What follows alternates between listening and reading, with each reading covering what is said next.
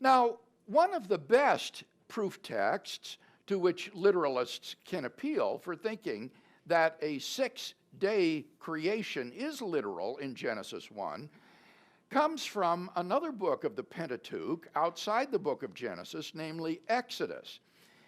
If you look at Exodus chapter 20, verses 9 to 11, you find the Pentateuchal author reflecting back upon Genesis 1. And he says as follows in Exodus 20, 9 to 11. Remember the Sabbath day to keep it holy. 6 days you shall labor and do all your work. But the seventh day is a Sabbath of the Lord your God. In it you shall not do any work, you or your son or your daughter, your male or your female servant, or your cattle, or your sojourner who stays with you. For in 6 days the Lord made the heavens and the earth, the sea, and all that is in them, and rested on the seventh day. Therefore God blessed the Sabbath day and made it holy. Now here the passage says that God made the heavens and the earth, the sea, and all that is in them in 6 days. So, literal creationists will say that this shows that Genesis 1 is in fact intended to refer to a literal week of 6 consecutive 24-hour days. But I think that may be pressing the passage too hard. What the Exodus passage is stressing is the pattern that is set down in Genesis 1. The pattern of God's laboring on 6 creative days and then resting on the 7th day. And that pattern is the same that Israel should observe in its literal work week. But that isn't to say that because the pattern is the same, that the periods or the durations described in Genesis are also, therefore, exactly the same duration as our ordinary calendar days. Notice how this Sabbath commandment is repeated in Exodus 31, verses 12 to 17.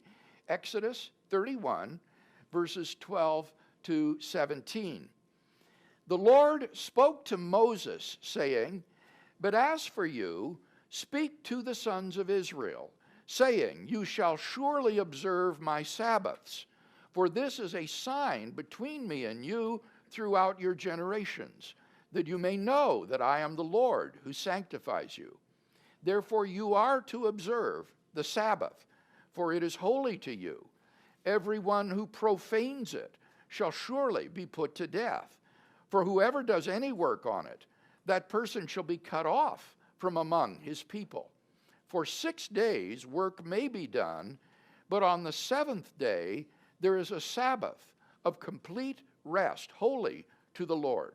Whoever does any work on the Sabbath day shall surely be put to death. So the sons of Israel shall observe the Sabbath, to celebrate the Sabbath throughout their generations as a perpetual covenant. It is a sign between me and the sons of Israel forever. For in 6 days the Lord made heaven and earth, but on the 7th day he ceased from labor and was refreshed." Now, notice that this passage refers to the 7th day as the day of God's Sabbath rest. But when you read Genesis 1, the 7th day is not a 24-hour period of time.